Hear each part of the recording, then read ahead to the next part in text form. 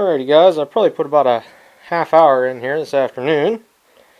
As you can see, I got the fan shroud, the handlebars off, wheels and tires off, battery tray and hood off, all the tins, and the shift rods unbolted. And I figured I went to tip this up and the high-low planetary fell out, so I wanted to clean this up and look at it inside, and I think you guys can see that. See, it kind of goes across there. Actually, you guys can see better on camera than I can in person, so she's definitely cracked the whole way through. Will you focus back into the light? There we go. So, and the transmission actually has a good bit of sludge in it too, so what I'm going to do, and it's probably not going to be today, but at some point, and I may even just leave all the parts in this for now because it's just a good place to keep them as it is in a random box or something. Or you could go in a shelf behind that door. I don't know. But anyhow, basically, all the internals out of this transmission are good. This transmission worked fine. It just leaked oil and was cracked from one complete end to the other. And there happens to be transmission right there that could use some internals, so I thought about doing that, but then I still have the axles, the hubs, and the worm gear left over. Is the camera in, folks? I have no idea if it was or not, but anyhow, that's my thoughts. I'm only gonna junk the case. The advanced casting's good. I've got oil lines, oil cap. Spin-on oil filter setup. Said axle housings, axles, lead worm gear, pinion, all the transmission internals. The only thing that's bad is the case. All I really needed was a case, but this transmission here is put together out of like two different machines anyhow, and I think it should work. We'll find out as soon as I put it together and it stuck in forward and goes right out through the door,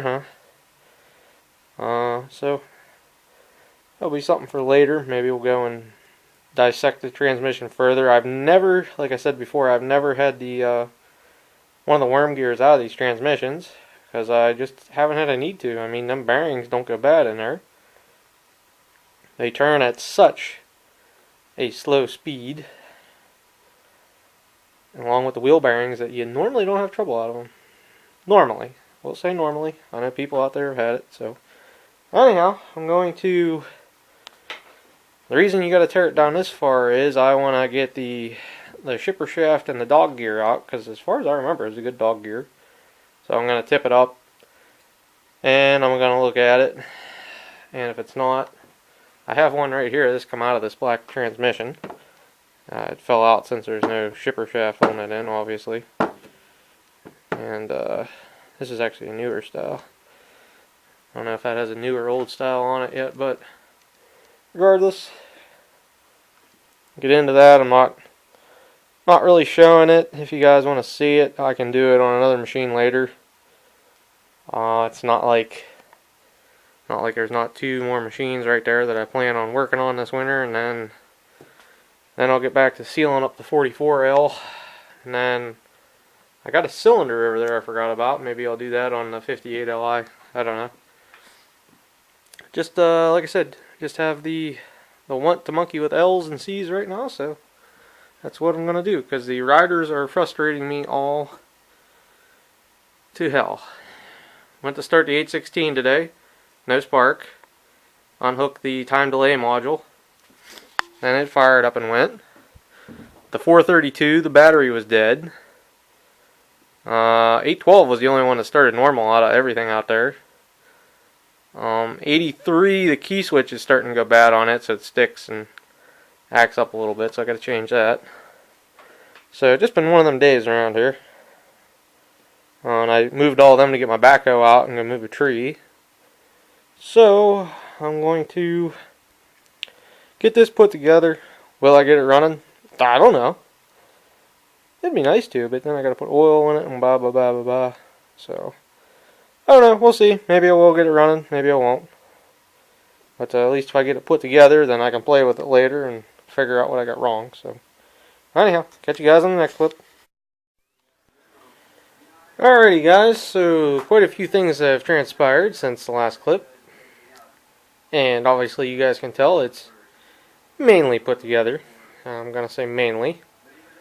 There's one thing sitting on the bench here I was puttering with for quite a few hours trying to get the bolts out.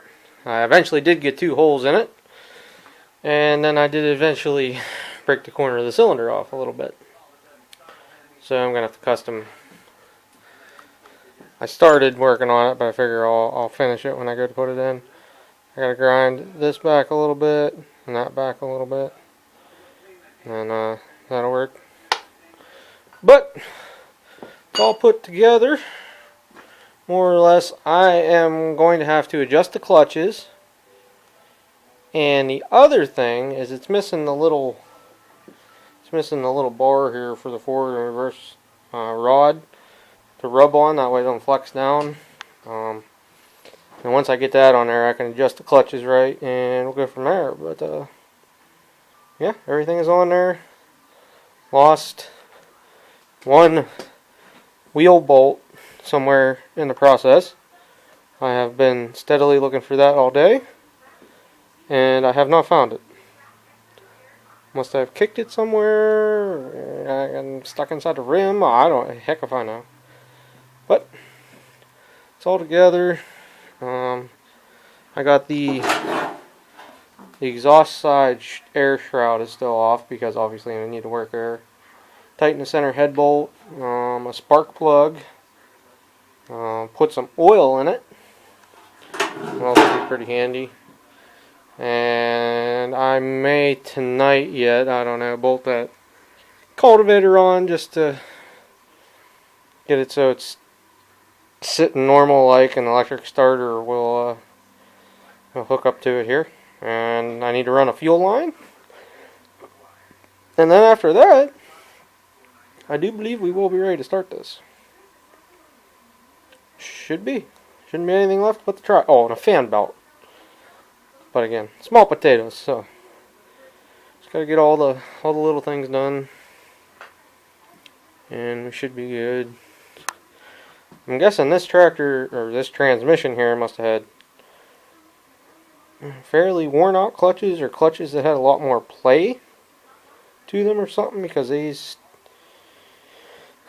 adjustments on the rods now seem like they're really tight. But like I said, you can kind of do it by feel, and then once you get it running, just see how it acts. I'm just kind of guessing like the middle of the free play, middle of the lever, tighten them down there. That's going to take it takes a little bit of time to get that exactly right. So, without further ado, guys, I'm going to quit babbling about this. And hopefully the next clip you see, I'll have the finishing touches figured out. Oops, sorry, you guys are looking at the ground. I'm talking, not looking. I'll have the finishing touches figured out, and hopefully we can start her up. See if she blows apart or if everything works. Hard to say. Really hard to say, guys. So, alright, thanks for watching. Catch everybody on the next one. Later. Pretty dark out, too. I gotta weld that exhaust manifold. That's why I was taking it off, or I'd have just left it alone. Yes, one ear's broke off. I can buy a new one. What fun would that be?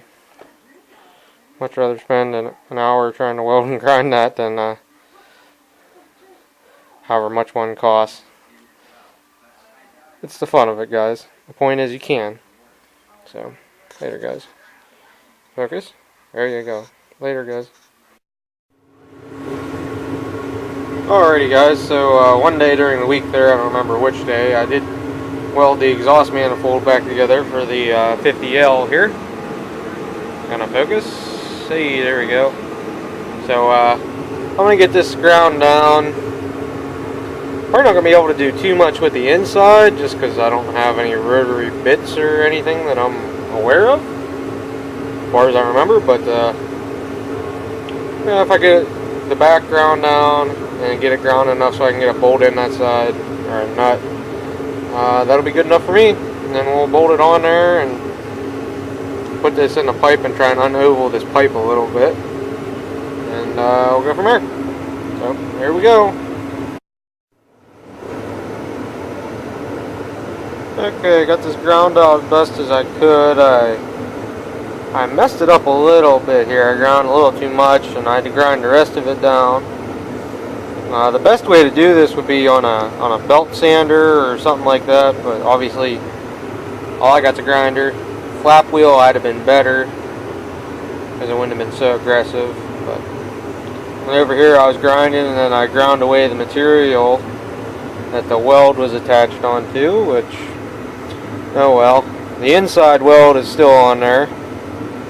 I can't see any light through it, near as I can tell.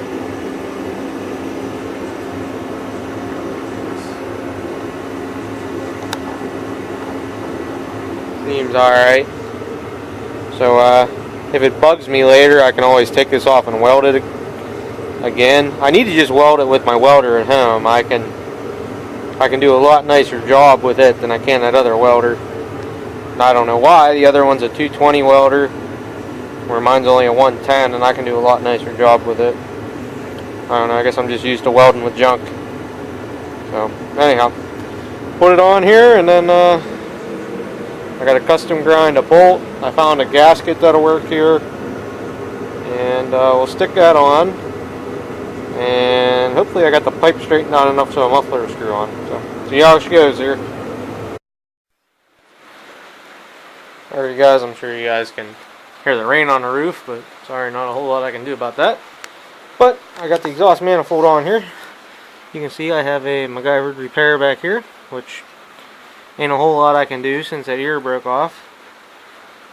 But it's on there. It's solid. I got a muffler to thread on. And once you put this shield in here,